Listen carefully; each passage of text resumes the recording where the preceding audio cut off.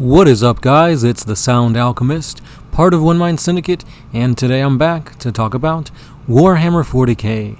Now in this one, I'm going to be talking about the ways how the many wargamers that love Warhammer 40k have dove into this awesome epic hobby that we all love and hate at times. Now it's a love-hate relationship because as much as we love the rich lore, the awesome epicness that is a grim dark universe in the far future, oftentimes GW tends to kind of do things that doesn't make any sense. Like, why would you hurt the fan animators and thus hurting your own customers and fans? But then other times they put out such great epicness that just like keeps bringing people back to this awesome hobby. As much as it sucks to invest time, money, and effort into creating these armies. But recently I put a post on the community tab for our channel, and I asked you guys, how was it that you came into this hobby? Through the multitude of many ways. Obviously, you could learn through the novels. You could know how to play the game.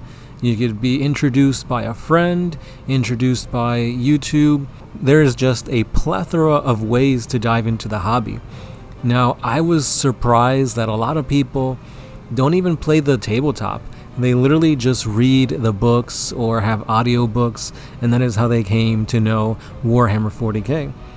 But as we look at this poll, as of, I believe it's 5 hours ago now, it is pretty evenly matched. So at 31%, which is the highest out of the categories here, you guys got introduced to Warhammer 40k due to a YouTube channel. Next up is 23% by something else, and you guys elaborate down in the comments. And then it's actually tied by 20% after that, with both the video games and the tabletop. And lastly, coming in at only 6%, we have the novels / audiobooks. Now, like I said, I made this poll kind of late, because originally I was making the script for this to be based on Black Library and the books and stuff. But after going over it and revising it and whatnot, it kind of evolved into just how did people get into the hobby. So as I go through the comments and one another, it's very interesting to see how people got introduced to the hobby. So for example, David Clear says that he was introduced when his school library had a copy of Demon World, and one of the anthologies, Let the Galaxy Burn, was about 40k. And he's been a fan ever since. That's funny because Zach Childs says that when he was in 5th grade, he went over to a friend's birthday party and somebody bought him a Raider. And as soon as he saw the minis, that shit resonated in him and he was a fan from then on. That's basically what happened with me and Gersh1. It was our friend's birthday party and there was a Warhammer store at the mall. And like every now and then you'd like walk around and you'd see, oh, look at the cool minis on display. And eventually we decided to go in and buy a box, and we started with Space Wolves. It was 3 of us, so the birthday boy got 3 Space Wolves. Gersh and I only got 2 each or whatever. Or actually no, it was Gersh's birthday. So Gersh got 3 Space Wolves. My buddy and I, we got 2, and we basically just built it not knowing what the hell we were doing, what Space Wolves were. We just like, oh, these are cool. Holy shit, it's an expensive box. So we were like in middle school, 5th grade, something like that. So you were young, we didn't know what we were doing. The employee at the Warhammer store was very helpful, loaning us glue and like stuff to like clip the guys and whatnot. So that was really cool. And ever since then, we were pretty much enthralled with the game. The rules looked very intimidating to us, so we didn't really play the game how it was meant to played.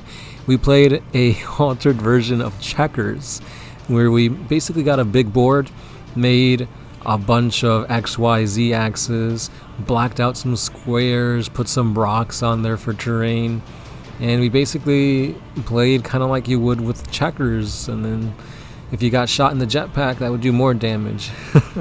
So, I mean, we were kids. We didn't know what we were doing. we were overwhelmed at this like 200-page rule book. And I think we heard a guy talking about how even atmosphere affects how you play the game.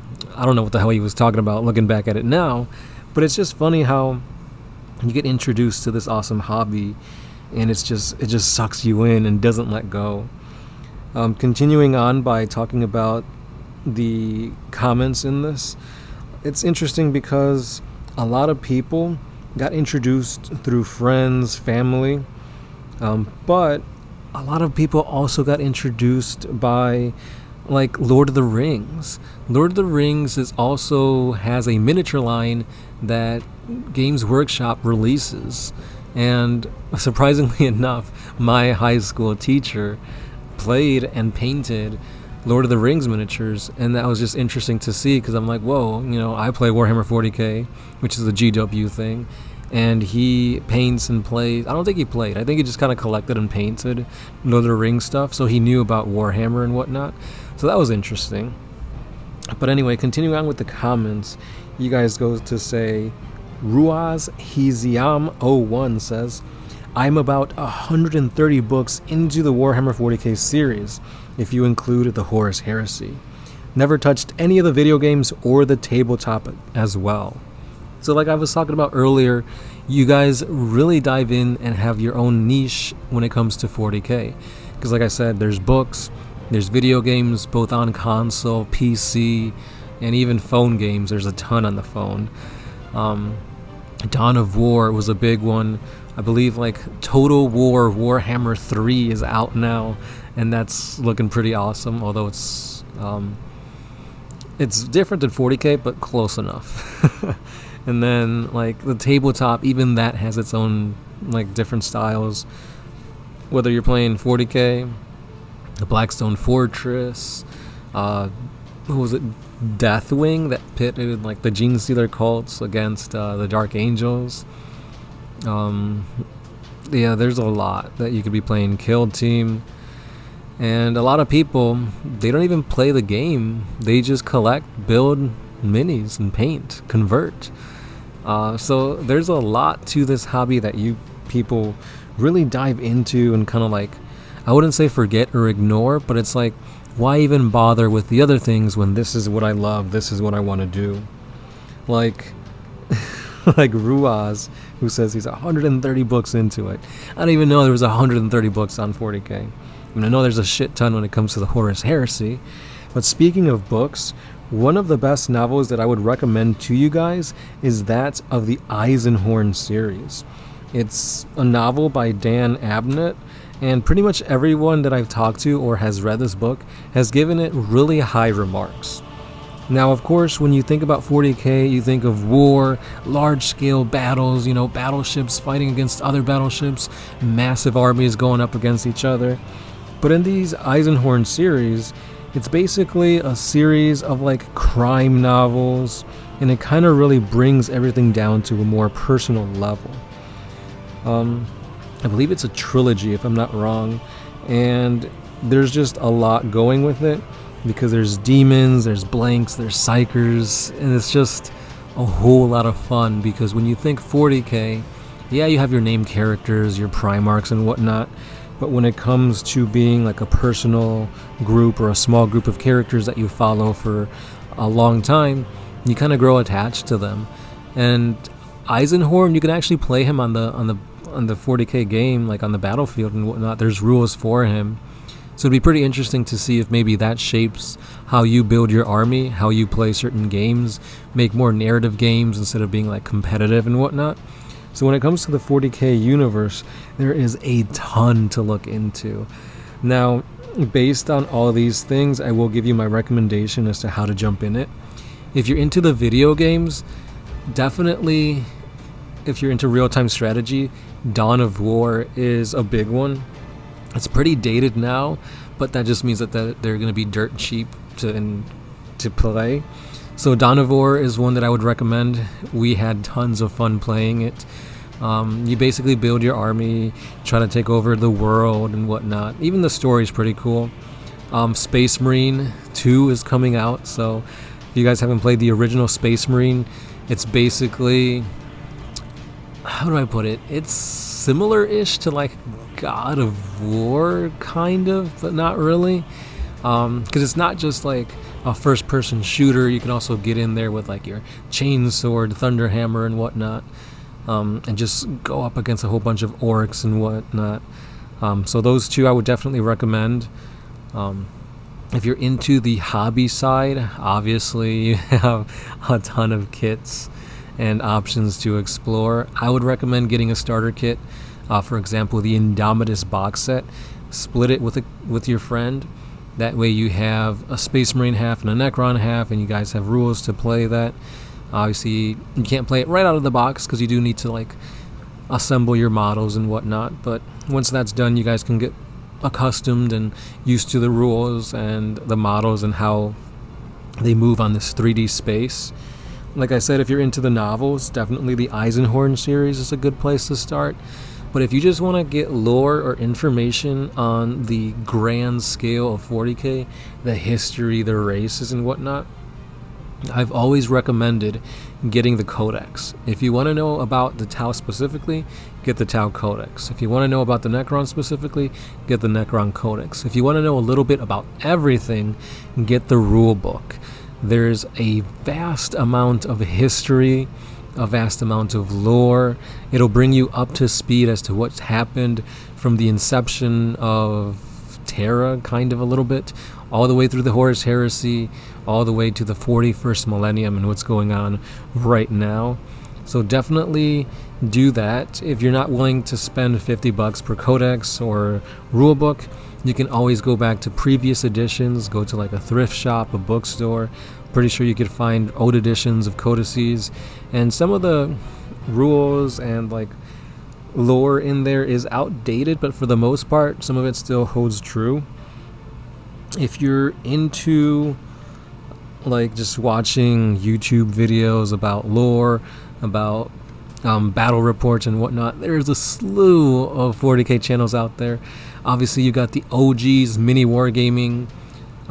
If you want something a little bit more newer, Play on Tabletop has just really crisp, really smooth, really entertaining battle reports that don't go over the 1 hour mark. Because I don't know about you guys, but when I'm watching battle reports, sometimes they get a little boring, sometimes they just go on. And it's like I don't have 2 hours to just sit and watch something. So Play on Tabletop has 40k in 40 minutes, where they condense a game of Warhammer 40k to about 40 minutes, and they do it in a way that really keeps your attention. I find myself really not really going on my phone very often when I'm watching them. It's like I am entertained, I am watching it. So definitely check out those two for battle reports. There's a ton more, like Winter's SEO, Tabletop Tactics. Like I could just keep naming on and on and on. For lore, obviously we started off as a lore channel, but there's a ton more YouTubers that do lore, such as Voldemort. I was gonna say there's a bunch of fan animators out there that do a massively good job, but unfortunately Games Workshop kind of shot that down. So, but if you can still find it, text-to-speech is hilarious, satirical view on the 40k universe. That's what I'm currently watching right now, and I do plan on making a review of it, so stay tuned for that. But that's funny, and it's also, like I said, very satirical, so it's like you're seeing the events of 40k and how stupid it is, but since it's blanketed by this grim dark filter, you kind of don't really see it that way. But that's a really good one. Astartes. If you guys haven't seen the fan animation of Astartes, do yourself a favor and watch it.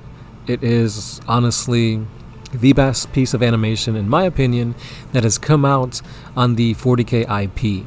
Now, if you want to watch movies that don't really, movies that feel like 40k or have 40k inspiration or 40k ripped off of, Starship Troopers, if you want to see Tyranids.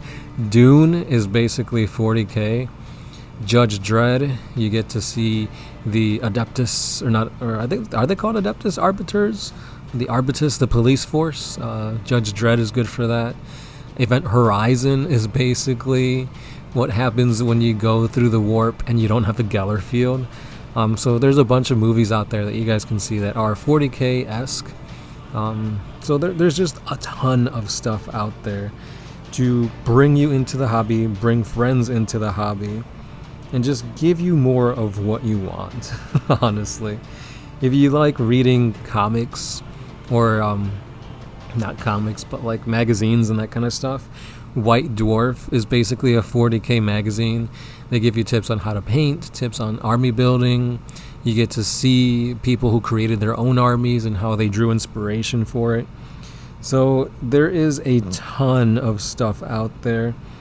And honestly, as much as we say, oh, GW's doing its people dirty, GW this, GW that, like, yeah, and it's like, it sucks that they're doing this, but I mean, they did create this awesome, rich universe that we all love. And sometimes you just got to take a break from it. But at the end of the day, I feel like no matter how long of a break you take, you can't, it's hard to stop this hobby cold turkey and just forget about it, because when you're building your army, you're making it to fit your aesthetic.